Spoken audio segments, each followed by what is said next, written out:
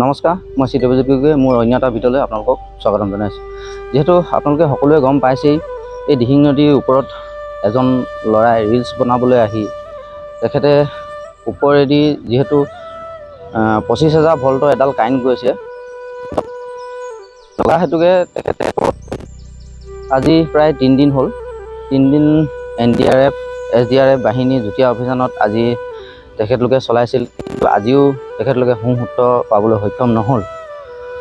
গতিকে মই আপোনালোকক এটাই কথা ক'ব বিচাৰোঁ, এই যিবিলাক আমাৰ উঠি অহা নতুন প্ৰজন্মৰ ল'ৰা ছোৱালী, আচলতে আমি মা দেউতাকে চকু দিব হ'ল, ল'ৰাই কি কৰিছে কি নাই, ক'ত কি কৰি ফুৰিছে, যাতে আপোনালোকৰো মানে এনে দশা নহওক, সেই হেতুকে মই এইখিনি ক'ব বিচাৰিছোঁ। আৰু তেখেতলোকৰ ল'ৰা ছোৱালীসকলেও বুজা এটা অত্যন্ত দৰকাৰ, যিহেতু মা দেউতাকে বহু কষ্ট কৰি নিজৰ ল'ৰা ছোৱালীক ডাঙৰ দীঘল কৰে। সেই হেতুকে ময়ো তেখেতলোকক অনুৰোধ জনাম যে মা দেউতাকৰ কথা আচলতে শুনিব লাগে।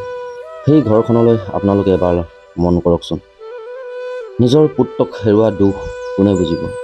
কেৱল নিজৰ মাক দেউতাকেহে বুজি পাব। সিহঁতৰ দুখ কণ এবাৰ আপোনালোকে ভাবকচোন। গতিকে আপোনালোকেও সাৱধান, বৰষুণৰ বতৰত ৰেল লাইনৰ ওপৰত খোজ নাকাঢ়িব। যিকোনো মুহূৰ্ততেই কিন্তু দুৰ্ঘটনা ঘটিব পাৰে। মই এটাই কথাই ক'ব বিচাৰোঁ উঠি অহা নতুন প্ৰজন্মসকলক, তোমালোকে মা দেউতাৰ কথা শুনিবা, মা দেউতাক সদায় সুখত ৰাখিব বিচাৰিবা, কাৰণ আজিৰ যুগত নিজৰ মা দেউতাই ভগৱান। তোমালোকে যদি ভগৱান বিচাৰি ফুৰা, নামঘৰত মন্দিৰত ধূপ চাকি জ্বলাই ঘূৰি ফুৰা, তোমালোকে কিন্তু কেতিয়াও ভগৱান বিচাৰি নোপোৱা। নিজৰ মা দেউতাই ভগৱান। কিন্তু মই এইটো কোৱা নাই যে নামঘৰৰ মন্দিৰত ধূপ চাকি জ্বলাব লাগে বুলি নালাগে বুলি মই কোৱা নাই। কিন্তু ভগৱান বিচাৰি পাবলৈ হ'লে প্ৰকৃততে আমাৰ ঘৰতেই আছে, নিজৰ মা দেউতাই ভগৱান। গতিকে তোমালোকে মা দেউতাৰ কথা শুনিবা, মা দেউতাকক সদায় সুখত ৰাখিবলৈ চেষ্টা কৰিবা। আমাৰ মানুহৰ জীৱন কিন্তু বহু হাজাৰৰ পিছত এবাৰহে লাভ হয়। গতিকে এই জীৱন সুন্দৰকৈ চলাই নিবলৈ শিকিব লাগে। নিজেও শিকিবলগীয়া আছে, আনকো আমি শিক্ষা দি যাবলগীয়া আছে। গতিকে বেয়া কৰ্ম কৰাৰ আগতে আপোনালোকে ভাবিব। আজি চাওকচোন, আজি আপোনালোকে নিজেই দেখিছে আচলতে এইখিনি কৰাৰ প্ৰয়োজন কি আছিল। এইটোৱে হ'ল নেকি তেখেতে ৰিলছ বনাবলৈ যোৱাটোৱেই কাল হ'ল নেকি?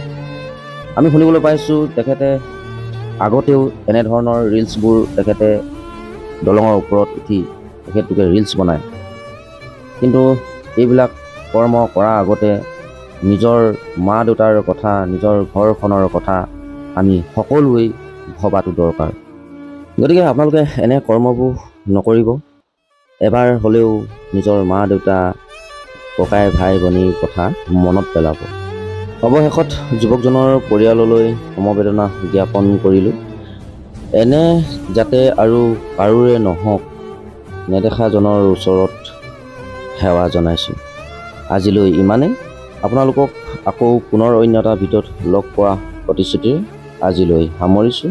ধন্যবাদ।